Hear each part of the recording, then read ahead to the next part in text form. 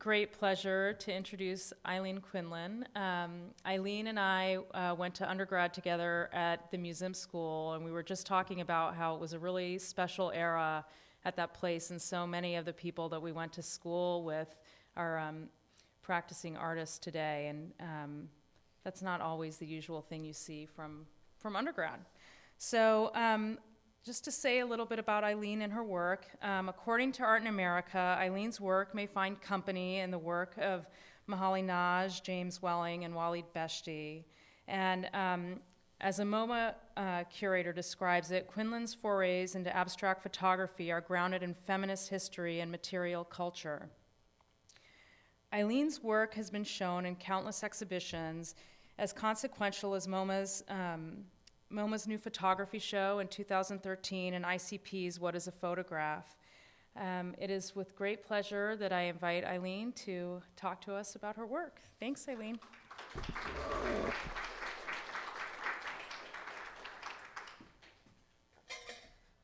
Hi, everyone, and thank you, Liz, for that introduction and for inviting me here tonight. I'm going to start with the work that I was making at about the turn of the millennium, around 2000. I was taking pictures at the zoos around New York City, where I live. I wasn't so much, this is one of them, I wasn't so much interested in documenting the zoo as an institution. I was more interested in finding a variety of landscapes that I could easily access. I had a full-time job, and I was shooting on the weekends where I could find time. And the zoo, these zoos, this is the Bronx and also the Central Park Zoo, became the places that I found these landscapes that I wanted to photograph. And what I learned from these photographs was that the camera really had the ability to elevate these often shabby-looking environments. When you're standing in front of this enclosure, the rubber vines that hang there looked really fake. There was a kind of poorly painted backdrop and some real plants in the foreground. But the camera had a way of making everything come together and be almost convincing. And I was also excited about the way that these pictures didn't feel anything like the experience of actually taking them, which was chaotic. You know, I was never there at times when there weren't other people in the zoo. So the zoo was crowded, it was noisy. And I waited for moments when there were no animals, when there were no people in the shot, and I, used some tools like a polarizing filter to shoot through the glass, so there was no sense of the architecture that was present. And so these images really created a kind of falsehood out of an actual scene that I was photographing, and I was excited about the way that they presented something that was so unlike the actual experience of taking them. So this is another zoo image. And this. So this is the work I was making around the time that I decided to go back to graduate school. I took 6 years off between my time at the museum school and attending graduate school in New York at Columbia. And I applied with this work, but I knew that I was pretty much done with it when I got there. And at the time, I was really interested in thinking about how photographs can capture and sometimes make a case for things that are hard to believe in, but that we may want to believe in. And I was thinking a lot about 19th century ghost photography and looking at a lot of images of it. And this is one version taken at around the turn of the 20th century. These were taken around the time of the Civil War, when there was a great kind of national sense of tragedy and loss.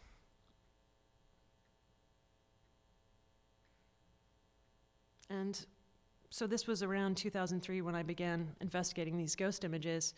And at the time, I discovered that the contemporary thinking about ghosts had changed quite a bit. And the ghost didn't take a human form. It wasn't a shrouded figure or a transparent double exposure. Ghosts were thought to exist as these disembodied types of energy, as an orb or a cloud. These are some of the images I was downloading at the time. And one of the things that was interesting to me was that anyone could make a case for this being a ghost picture at all. Clearly, to me, this was dust stuck to the lens. There was, frequently there were pictures of people smoking where the smoke was curling into the frame. But on the internet, people would make these elaborate defenses for the fact that these were actually ghost images. And I found that interesting. So I thought about trying to create some of my own. This isn't mine yet. These are still downloaded. This is one of the first ones that I tried to do myself. But I realized very quickly that smoke is difficult to photograph.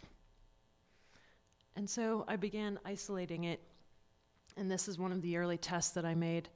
My plan was always to insert it back into a kind of narrative, but I started photographing it alone in the studio, and I realized that if I used a mirror, I could double the volume of the smoke, and I could also light it by bouncing light off the mirror onto the smoke. So eventually I was producing these images of smoke and mirrors, but always with the intent of reintroducing them into some kind of a narrative situation with people.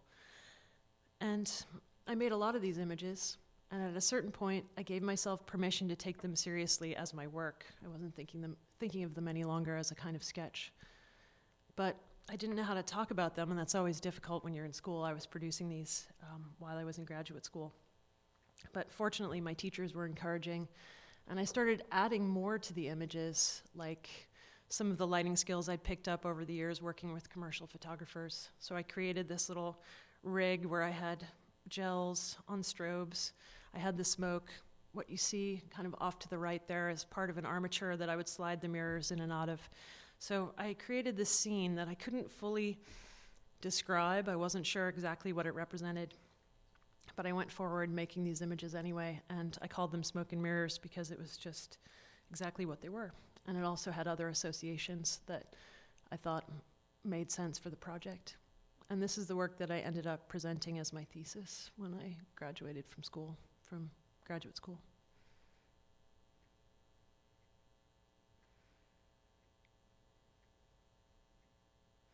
In some of the images, there is no smoke because the smoke has a way of wafting away when you need it. And eventually I realized that I was interested in these objects that I was setting up to stage the smoke, and some of these images could exist on their own without the smoke at all. And now I'm moving forward a little bit. In 2005, I had my first real exhibition, and it was a two-person show with my husband, Cheney Thompson. He's a painter. We met at the museum school where Liz and I met. And he was given the opportunity to show his work in a kind of large gallery that was much bigger than he'd worked in the past. And so he said, God, I don't know what I'm going to do with this big space. Why don't we try to do a show together? And I'd thought a lot about painting and how my work was responding to painting on some level. I'd been sharing a studio space with 3 other artists. They were all painters. And, well, one's kind of mixed media, but they all worked with painting on some level. And so I thought doing a show with Cheney where I was putting my photographs in dialogue with his paintings would allow me to figure out where I sat in relation to painting. And we did a few things in this exhibition, such as agreeing that we would each show 20 works. So there were 40 pieces in the show, 20 by me, 20 by Cheney. And we also agreed that they would be a standard size. So everything is 20 by 24 inches, which is a standard size for photography, and Cheney made his paintings to those specifications. And we framed each of the works with a very simple silver frame that you see on a lot of photographs. So there was a kind of standard presentation. The works were spaced evenly on the wall and went around the entire gallery. Sorry, these slides are a little low res, but it's all I have. And we didn't even set up the work where it was photograph painting.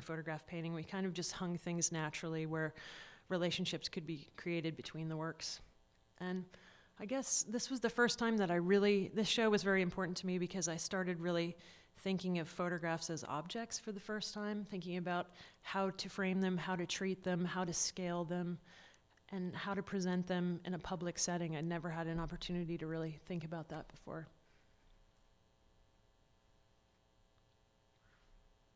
This is one of my photos, and that's one of Cheney's paintings. It's another photo, painting. So, we were kind of looking at each other's work. We weren't so much, Cheney had actually always worked representationally up until this point, and I think he was interested in breaking away from that. So I gave him some of my photos, and he kept them in his studio while he was working. And I took some of his materials, like some of the canvas that he paints on, and started photographing it. That was also something that I'd never done before. So that was the way that we kind of tried to integrate the two things that we were working on, but otherwise it was fairly loose, our affiliation along the lines of what we were going to actually create for the show. So that's a painting. So moving on, just to talk a little bit more about installation. After this show, I was again thinking a lot about how photographs are presented and how they circulate in an art context. I think at the beginning of showing my work, this was a major concern for me because it seemed so arbitrary, a lot of the decisions that people made about how to frame and present their work. And just even to know what scale things should be made, I think these are questions that we always ask ourselves. But early on, I asked one of my professors when I was given an opportunity to put a work in a group show. The gallery that offered me the opportunity said, "What's the edition size of this work?" And I just looked at them kind of blankly. I'd never thought about editioning before. And so one of my teachers said, 5 + 1 AP is a fairly standard photographic edition. So I decided to do that. And I still thought that this arbitrary limit that was put on the work was strange. I didn't know how that number was arrived at. It wasn't too big, it wasn't too small, it was kind of appropriate supposedly for photographs. And thinking about the artificiality of editioning, how it creates a kind of scarcity, confers value on photographic work that wouldn't have value in an art context otherwise, all these things were very much in the forefront of my mind. So I decided to make a piece like this where I presented the full edition of this photograph, which is called Smoke and Mirrors 24A. This piece is called the full edition of Smoke and Mirrors 24A, and it's all 6 prints, including my AP, framed and to be considered unique, so it's one of one. And it's a way of taking this reproducible medium and kind of folding it back into a unique sort of piece. And it was a way I was trying to be provocative, I guess, on some level with the gallery and with collectors, because a couple people were interested in buying a singular piece, but I insisted that they buy the whole thing or not buy it. And that was what I was thinking about when I did this piece. And I made a few other edition pieces like this, and you'll see some more in the slides that are coming. But again, at this point, and this show was around 2007, this was at Sutton Lane in London. It was the first proper solo show I had after the 2-person show with Cheney. But I presented this piece, and sometime later that year when I had a show in New York, I presented this. This is called Red Goya, and it's another way of kind of thinking about how photographs are distributed and presented. In this case, a medium format negative is printed 30 by 40 and 20 by 24, and the 2 pieces were grouped together to create a diptych. And the diptych was editioned, but this is what it looked like when it was hung in the gallery. And I guess in this case, I was again thinking about how arbitrary the scaling of photographs can be, and I was also thinking about how those different works acted on a viewer in a space bodily, like what it means to stand in front of a 30 by 40 image as opposed to a 20 by 24 image, how the 30 by 40 image had some loss of integrity because it was blown up quite a bit from a medium format negative. It was larger and it had some authority as a larger piece, but it was actually less colorful and had less information. It was a little softer. It wasn't as rich in terms of the tones that were in it as the 20 by 24 image to the right. So I was interested in taste and thinking about how people would respond to being confronted with these 2 images as one piece. And also just to emphasize again that the pictures I was making were reproducible. At the time, Walid Beshti was making photograms that looked very similar to the photographs I was making. He was folding paper to produce these photograms that were unique. And I was thinking a lot about aura, or the way I was understanding aura, and how a one-off, something that can't be editioned, had a different kind of quality in terms of how you related to it, and then had a different value in a market because it was unique, as opposed to something that was reproducible. My pictures, even though they were very similar to Beshti's in their composition, were always created at the level of a negative so that they could be reprinted. So I was thinking a lot about that, and by showing a full edition or by showing 2 prints from the same negative next to each other, it was a way of trying to diminish, the aura that it had hanging in the gallery, where you could almost, read it as a photogram or some unique piece. I wanted to undermine that. That's just a close-up.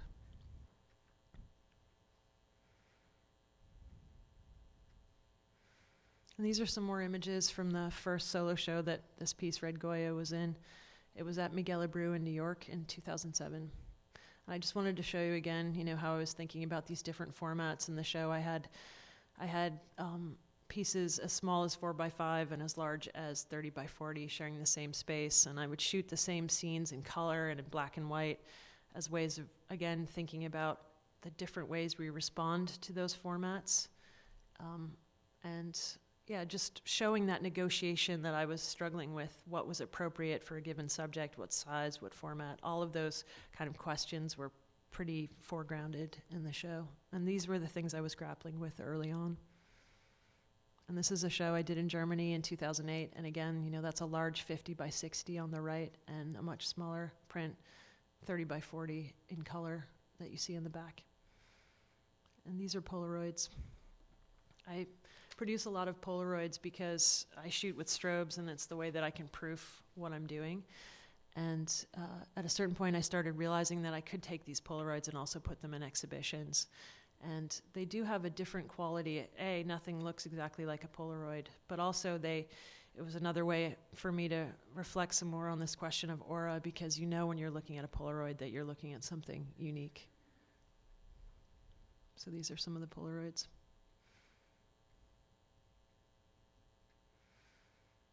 And I put these slides in just to show another way that I was thinking about working with these images I was creating, which was to organize them in these small constellations. These were in the show at Miguel Abreu, and they were not a singular piece. It's 3 separate pieces, but they were hung in these groups. And a lot of the time, the decisions were just made on a very simple level of putting images together that shared some compositional similarities or color. It was just a way of thinking about whether or not these images should stand on their own, or if they could be put together as fragments of something larger and construct another kind of image in concert with each other. I guess I should also mention that all the work is analog 4x5, and they're C prints and silver gelatin prints. This was a show I did in Los Angeles in 2008, and in thinking some more about ways to present the work, at this time I was thinking really serially about the images that I was creating. It's the nature of my process that I'll set something up, I'll set up a still life, and then when I reach some sort of state where I'm comfortable with it, I'll set up the camera and figure out how I want to shoot it, and then I lock down the camera. I don't move the things that I've arranged in front of the camera, and the only thing I do is move the lighting. So the shadows that you see on the left in that kind of flower-like image, the shadows get bigger and smaller as the lights get closer or moved away from the scene. And I would change the color by changing the gels that were on my lights. So setting up this little arrangement with the camera and the still life not moving allowed me to almost use the setup like a template or like inking something that you're silk screening. I could just recreate the image again and again just by changing the lighting and changing the color. And so in this show, I was trying to demonstrate a little bit more the way I was working along those lines by showing many iterations of the same images. The series on the left is called Night Flight, and the series on the right is called Santa Fe. I was hoping that by doing this, I would somehow make my presence felt more to people who were looking at the work. They would understand how I was constructing it.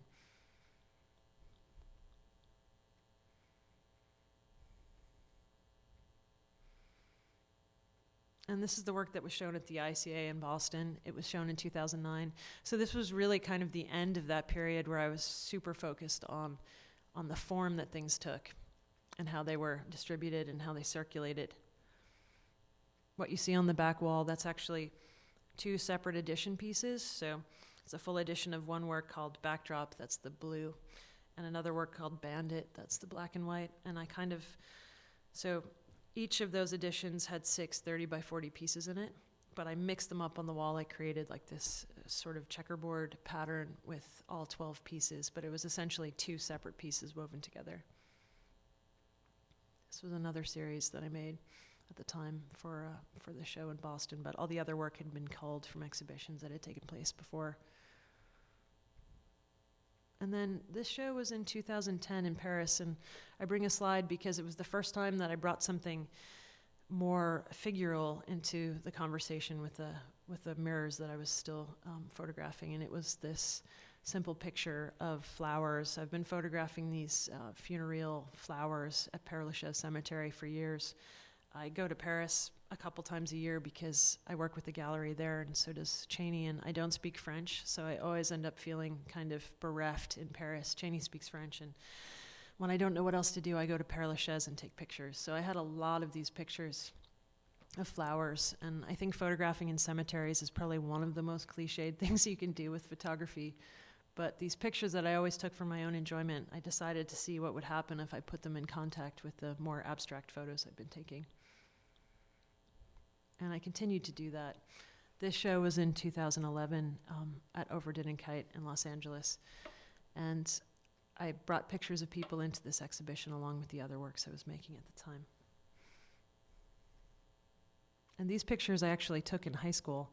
I wasn't in a position where I felt really like I knew how to photograph people or wanted to photograph them, so I reached back into my own archive of photographs and printed them and put them in the show. I've always had the sense, I've always felt like whatever I've made in my life is operative for any exhibition. I'm not sure that I believe in a kind of linear progress or that the work that I'm making now is somehow stronger than the work I made in the past. If I remember an image and it kind of, I guess it had enough force to stay in my memory over 15 or 20 years, and I can find it, which isn't always the case, then I feel like it's okay to bring it into contact with the work that I'm making now. Definitely think of it as a circular, kind of cyclical process. So there were images that I'm working with now, or images that were contemporary at the time, and then these older, more straight photographs of all sorts of things in my hometown where I grew up. That was a picture of my best friend. And to the right, you see a castle. There was a castle in our small town that was a source of some fascination for me as a child. It was someone's mansion, but it was a scaled model of a castle in Scotland, and I used to go and take pictures of it when I was in high school.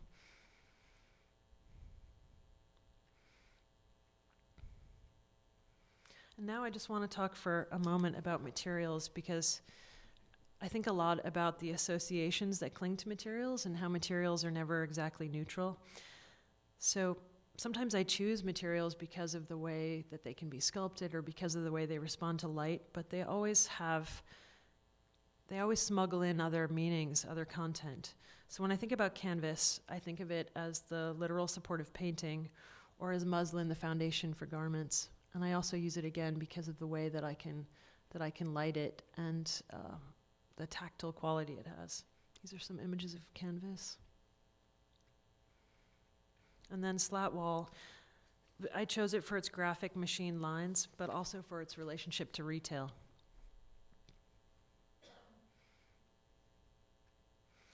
And then mirrors, for their lighting effect and hardness, the geometric angularity, the ways that they can be kind of arrayed to create these forms, but also for references to psychology, to vanity, surveillance, the skins of modern architecture.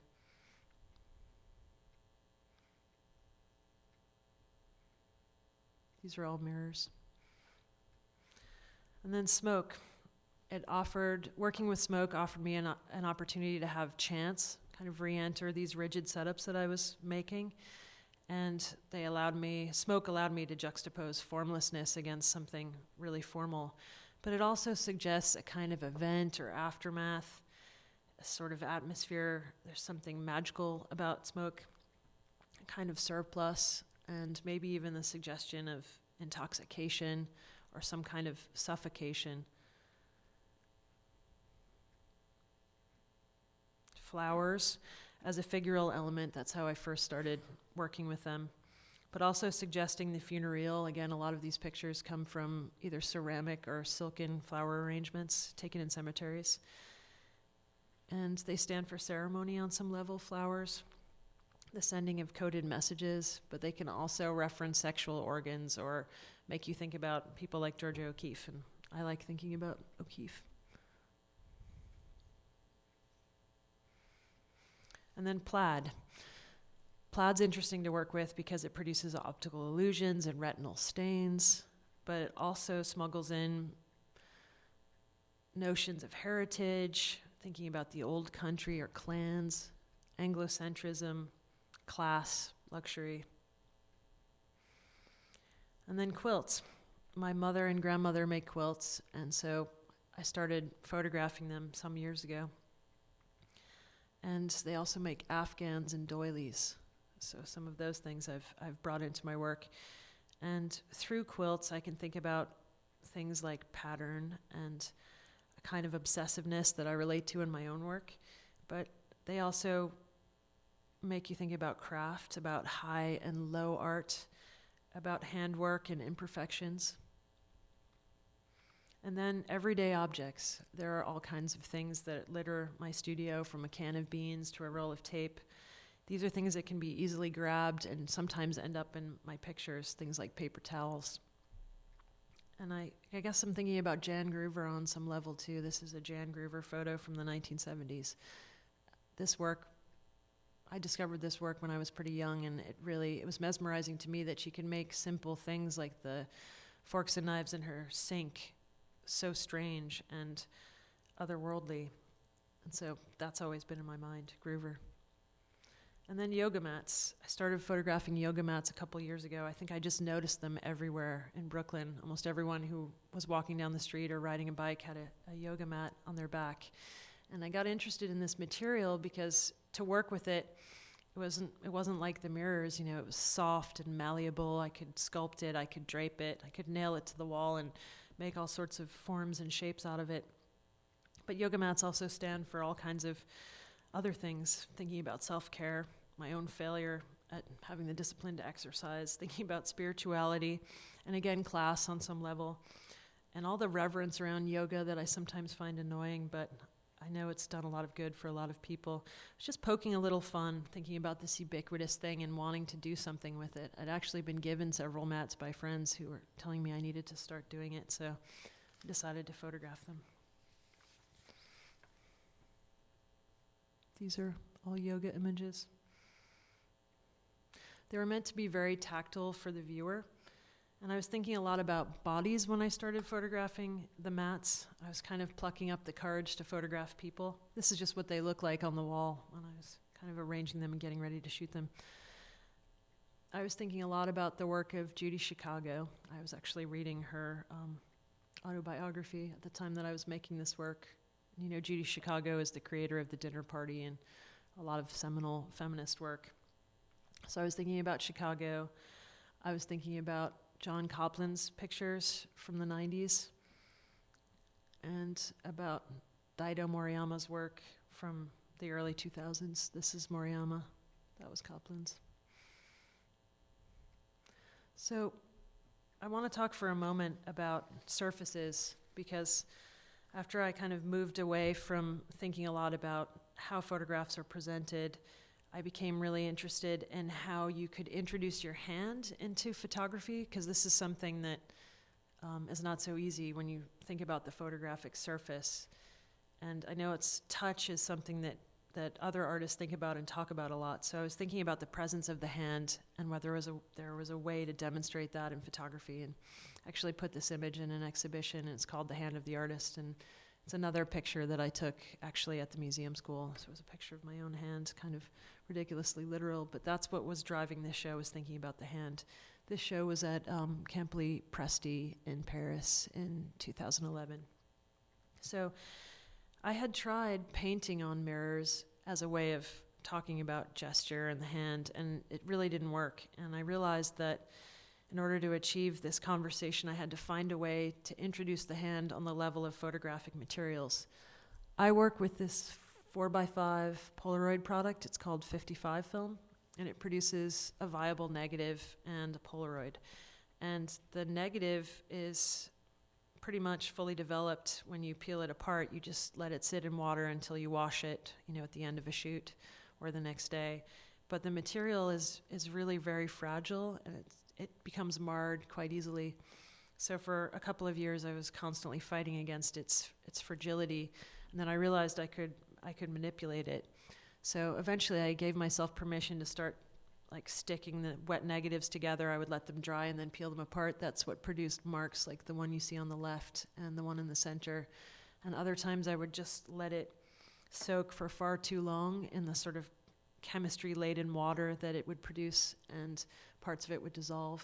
So that's what I was doing in this exhibition, was really attacking the film, letting things fall apart, sometimes agitating the film with nails.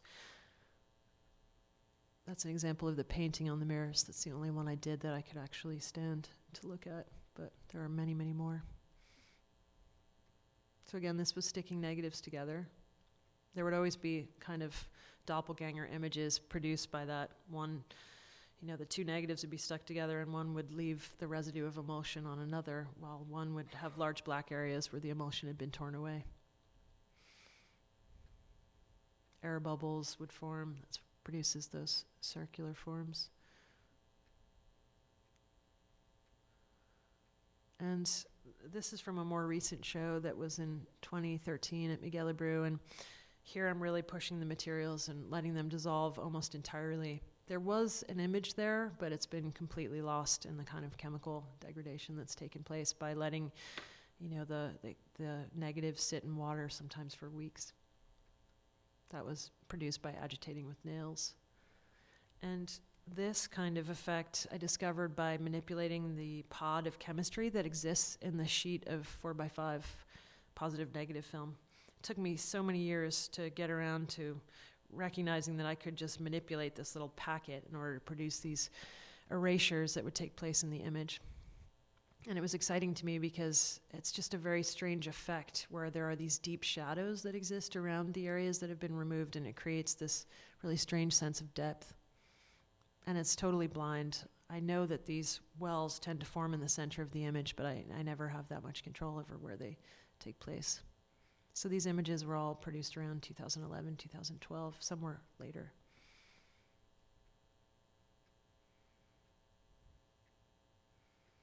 So I was thinking a lot about how the photograph becomes a record or a document of a kind of performative act, so shifting back and forth a little bit between the image and the document. And, you know, looking to find evidence of something. Only later did I kind of give myself permission to actively scratch the negatives, not to just agitate with nails, but to go in with something like a tack and produce a mark. And I was thinking about the kind of marks that I would make.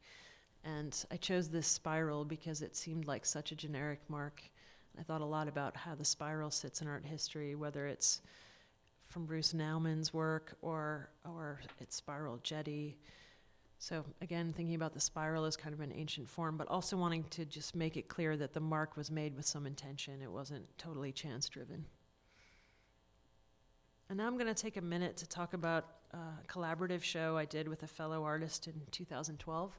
The show was called Yoga, and it was staged at the Kitchen in New York, and I did the show with Matt Keegan. He's a multimedia artist and friend that I met in graduate school, and for a long time I'd been wanting to do something collaborative with another artist. I wanted to think about authorship and how I could give up some control, and I also wanted to relieve my own loneliness. I think it can be lonely being an artist and just kind of working away in your studio. At the time Matt and I started working on the show, we mounted the show at the end of 2012, but we started working on it about a year ahead of that, and that was right when Occupy was starting to happen in New York. And we were thinking a lot about what it meant to be artists at that time and how people were living in public, negotiating different lifestyles and agendas and ideologies. And we had a desire to kind of reflect on where we were, Brooklyn, New York, and what was happening in the world at that time, to sort of leave behind the hermetics of the studio. And yoga became kind of the central idea of the show because I was still working with the mats, and we were both thinking about presence, about self-care, about a certain amount of privilege, and mindfulness, what that might mean. And I was interested in the way that mindfulness had kind of entered the popular culture. Like yoga's taught in my son's public kindergarten, and I'd heard of a lot of companies that were employing kind of mindfulness ideas into corporate culture as a way of making people more productive. So I wasn't necessarily interested in being really critical of all of this, but I had some questions and concerns about what yoga was representing. And so that was the idea that got us started. And the show was it was rooted in a conversation about everything from aging and health to politics, to sexuality, to quality of life, family, and legacy. We both used the work of our mothers to create some of the work in the show. And the central piece, really, that's a large work of mine on the right. The balls that you see in the foreground were actually just for people to sit on. They weren't artworks. But Matt and I collaborated on some pieces. We made these laundry bag sculptures together. They're bags of my clothes. I'm always fighting this Sisyphean task of doing my laundry, so we decided to just bring it into the gallery. So those are laundry bags, and Matt was making these kind of yoga mat textiles that we draped over them as a way of kind of thinking about bodies, a form that imitated a body to some extent. And then Matt has a large text piece on the back wall. I have a photograph, and then he has a collage. I'm going to go through this show a little quickly, but the central work in the show was really this video that we made. It's called There and Them, and I'm going to show a piece of it at the end. That's it there. And it's a 15-minute long video that we shot on the same day, September 27th, 2012. And in the video, we just see scenes from our everyday lives. Matt had a DP follow him for 12 hours, and I had a DP follow me for 12 hours, and then we edited it down into this 2-channel piece. We just wanted to kind of demystify the lives of artists to some extent, and just to really look at how we were living, and to take a record of where we were at this time in our lives. These are some scenes from the video.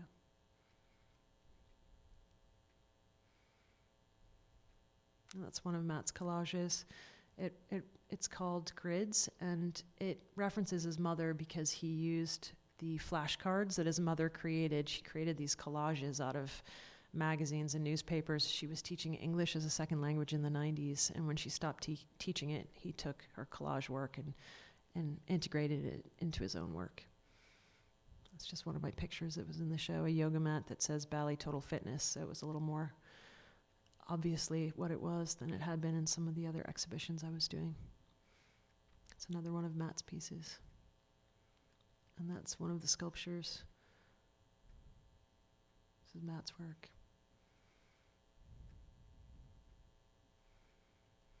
So I want to talk now about Curtains, which is the last solo show that I did. It opened last fall, so it was last October. 2013 at Miguel Abreu. And this show I really approached differently than things that I had done up to this point. I had a desire to make new work. I really didn't want to think curatorially about things. I wasn't so much interested in pulling things from the past. I was more committed to the idea of making work quickly in a really focused way purely for this exhibition, having it be more immediate somehow. And in this case, the overarching theme was one of transitioning from one state to another, transitioning from youth to middle age, from fresh to expired in terms of the film, from a stable recording material to an unstable one that images itself. And it started for me when a friend of mine, A. Arakawa, a fellow artist, he invited me to be part of a performative lecture that he was giving. It was a tour through the Goethe show that was taking place at the Guggenheim at the time, and he asked me to produce some images for these large banners that were going to be hung in the show.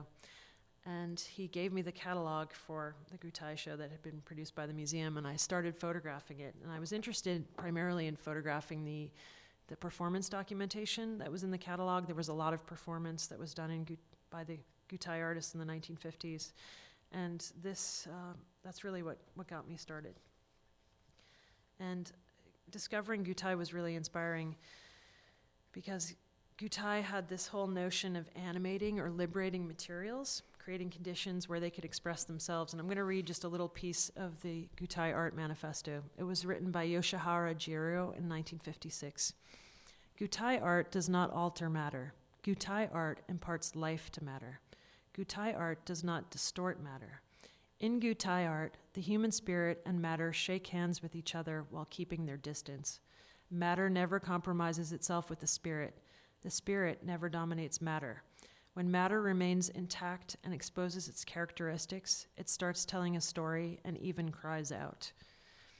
So that passage really spoke to me. And I really considered this show as a kind of concept album. It had a unified mood. It was made quickly and urgently. I'll show you some images from the show. This was the image that I started with from the Goethe catalog. And I kept some of the negatives that I had shot for A and started just altering them myself. So this produced one of the works. So again, I was thinking a lot about this idea of a unified mood and a kind of musicality in the way that I installed the work, and I'll show more of that soon. So there were enough uniformly presented images to make it difficult to respond to any one as singular. So it constituted a kind of whole, and it was a little more cinematic than things I'd done in the past. Again, I was thinking less about presentation and more about just allowing people to have an encounter with the images themselves. And I was also thinking about the performative ways I was intervening on the level of the film. I was thinking a lot about representation as abstraction. Like, this is an abstract work that was, I don't even know if I should call it abstract. I still kind of struggle with that, but I photographed a pattern that I made in Illustrator of stripes and then worked on the negative to produce this image.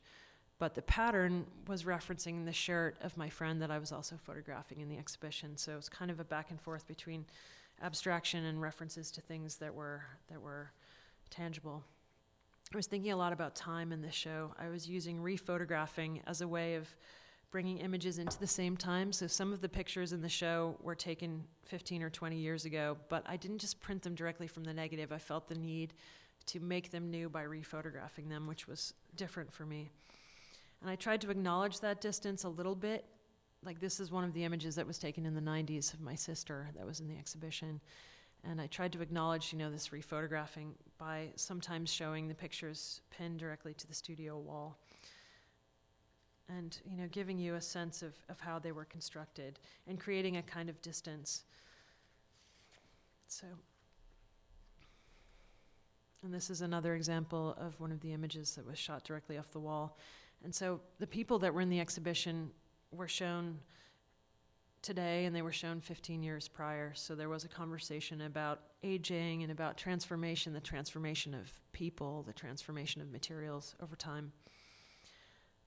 And I decided to photograph people again because I wanted to encounter a difficulty I'd always had with portraiture, with questions of dominance and control.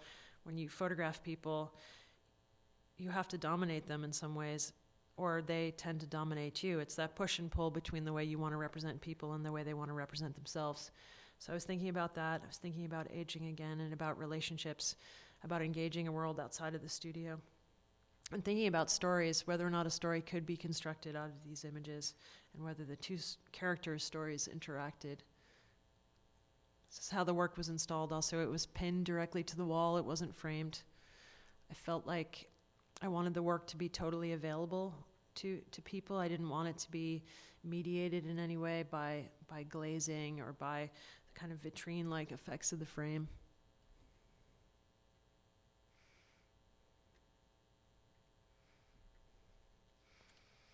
And so, again, thinking about people, I was struggling with whether or not it was okay to intervene on the surface of the film when I presented a face. So that was something I struggled with. Those accidental erasures, when they interrupt a face, have a very different psychological charge than when you're dealing with an abstract subject. Is it okay to act on the surface of pictures of people? What kind of violence does that suggest? And I was also using the crochet motif again as a way of thinking about women's work and recognizing my mother and grandmother and the compulsion that they had to make things, thinking about how they could have been artists if they'd had the opportunity to see themselves that way to some extent. And I was also acting on the surface of the film with a different kind of intention than I had in the past, scratching it in a more compositional way, thinking about authorship, what that kind of scratching might represent, mental states that it could suggest, emotional states, and again, allusions to art history. So the prints were pinned to the wall, and again, there was no glazing. The curve of the unmounted paper gave you a sense of what it felt like. The scale was sort of easily consumed as 20 by 24 with one glance. It was about the size of a human head. It didn't overpower the viewer. The number of images in the sequence allowed for, again, a more cinematic experience. Characters recur in different periods. A narrative is suggested. And the lack of different formats of framing styles and film stocks, it put the emphasis back on what was depicted and less on the substrate or how the images were distributed or made manifest. And I'm just going to go through the titles really quickly. This is Summer. This is The Voidist. Tulips. Top Down. Passing Through. Sister. The Young Sailor. Ghost. A Record. Four Fairies. Lady. Failed Portrait. The Searcher. Brooks Brother. Sun and Stars. The Garden. Toothless. Harry Rag. Four Fairies number 2. Bonanza. The Blade. Open City. On the Wall. And Makers. And I was also, when I was photographing people, I was thinking a lot about Sander and his people of the 20th century, and noticing that people were frequently posed in front of doorways and windows, and I think as a way of thinking about transition and these sort of symbolic spaces of transition. So I chose to pose my subjects in windows and doorways as well. This is a Sander photo, and that too. This is also Sander from the teens. The other photos were taken in the 20s. And I just wanted to bring some images of a show that Cheney and I did together in Paris. And this show was mounted this summer. And this time we weren't really working, we were doing another show together, but not as collaboratively. It was more of a two-person show with the work that we were making at the time.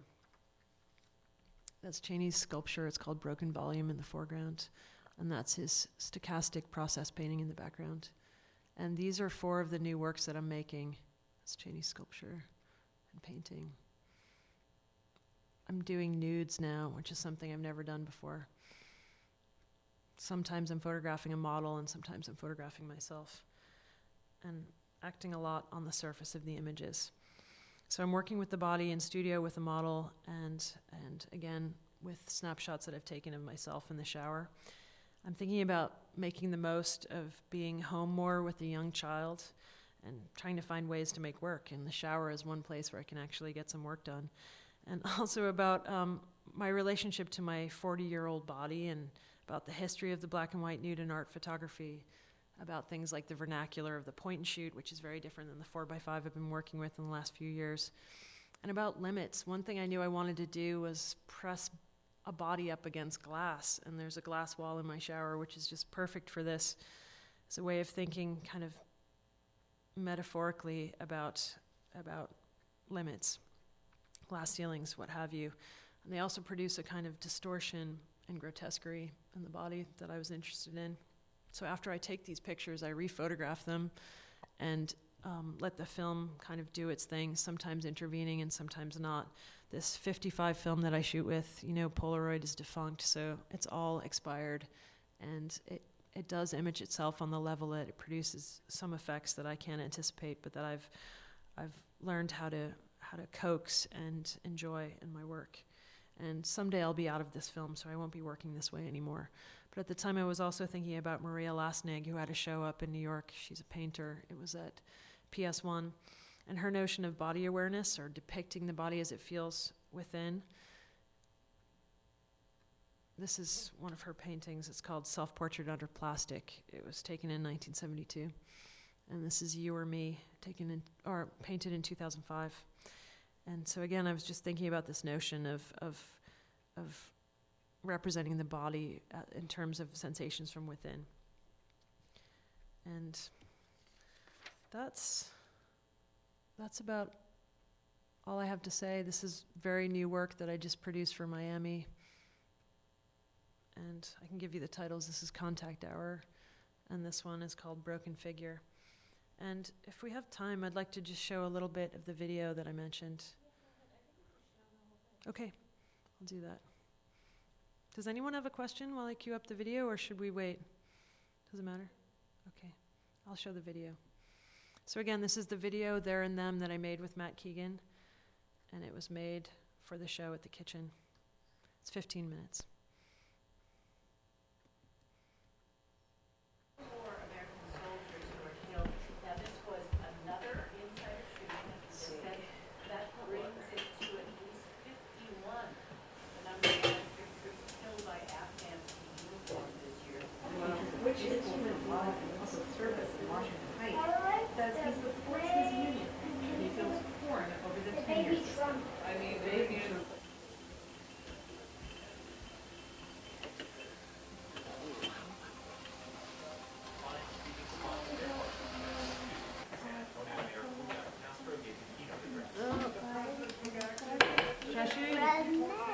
That's great.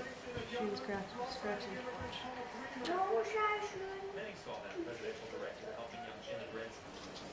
Ray, you gotta come eat, love. Uh-oh. Throw it out. Employers really want to spend less on employee healthcare. One of the best ways to do that is free the office for people to be healthier. On health. Where they talk about the ills of Wall Street and corporate greed. They're planning events throughout the day, including an assembly at Foley Square tonight. Marches and rallies are planned in more than 30 cities worldwide.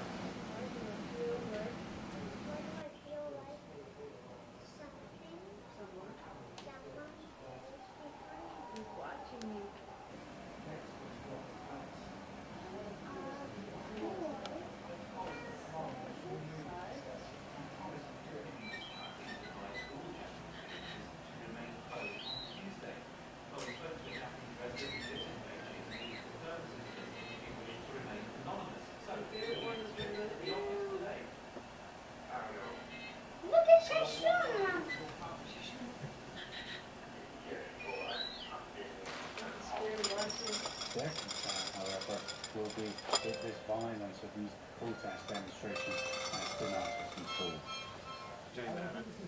Yeah, please.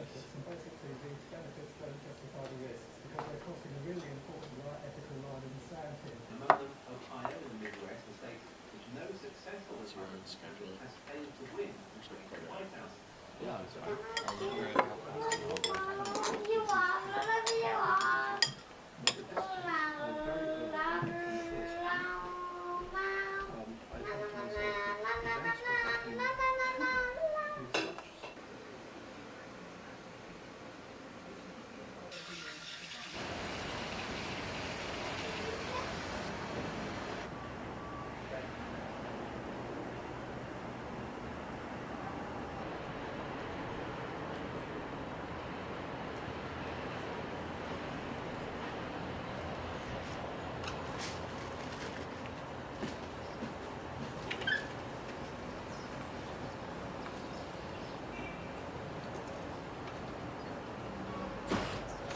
You guys can't?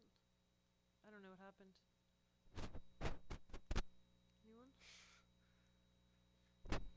When did it go out? Because I was actually watching the computer. Okay. Yeah, the connection's a little wonky. Maybe I bumped it like I was told not to, but sorry, Sol.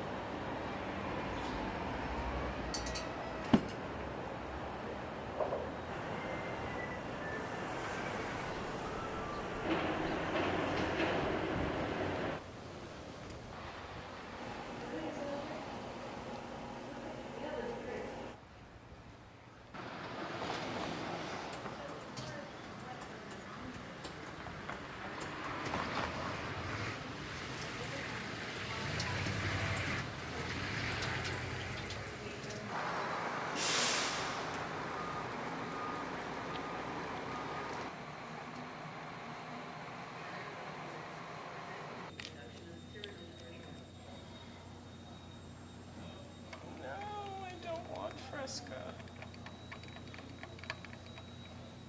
Oh, that sucks.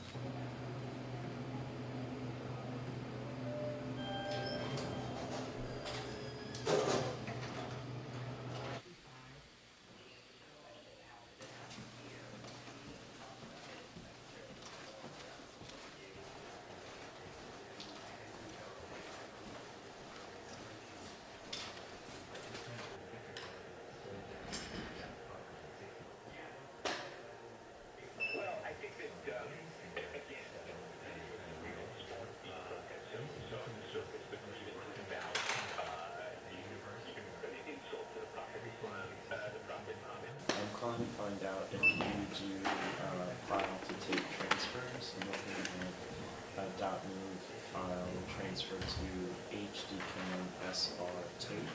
How long does it normally take if I drop it off the hard drive on Wednesday? Can I pick it up on the tapes on Friday?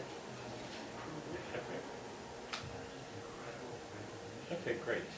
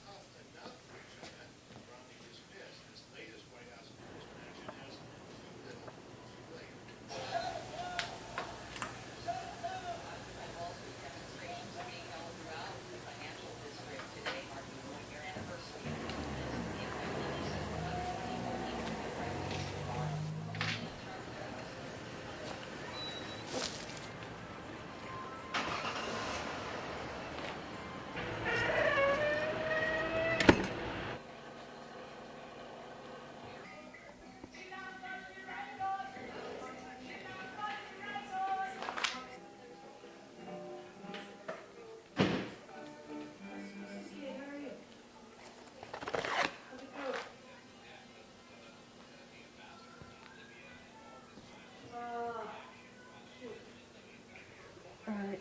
And if you're not up for it, Kate, we will all understand.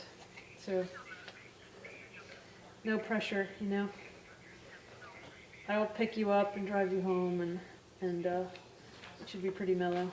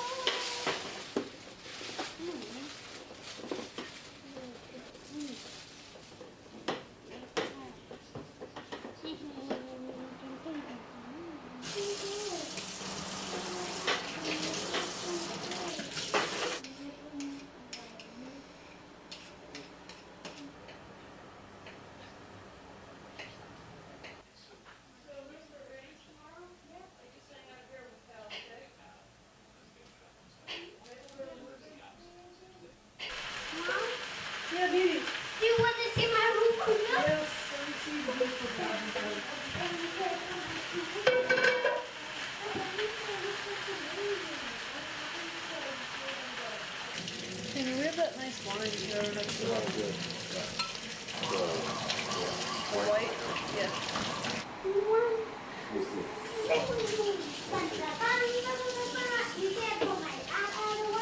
Look at that. All right, Papa, do you know where the iPad is? No, I don't. Mom?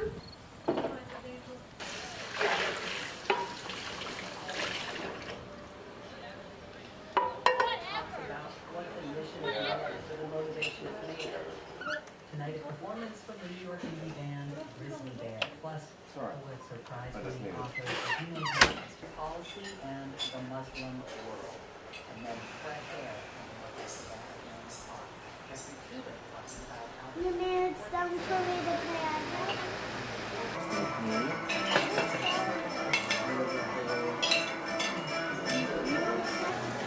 No, it's a little longer than yours. Mom, I didn't watch it. This is a Queensborough Q Express train.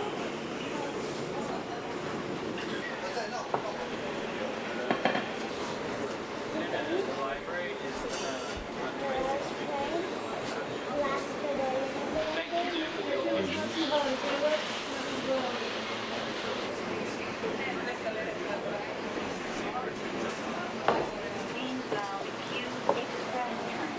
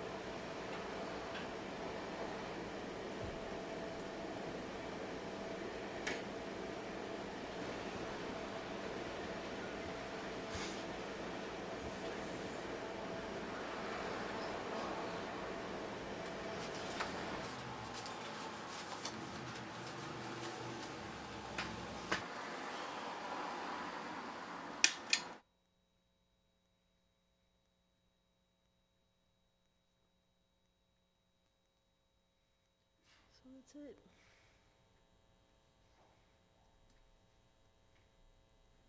Hello out there. Thank you.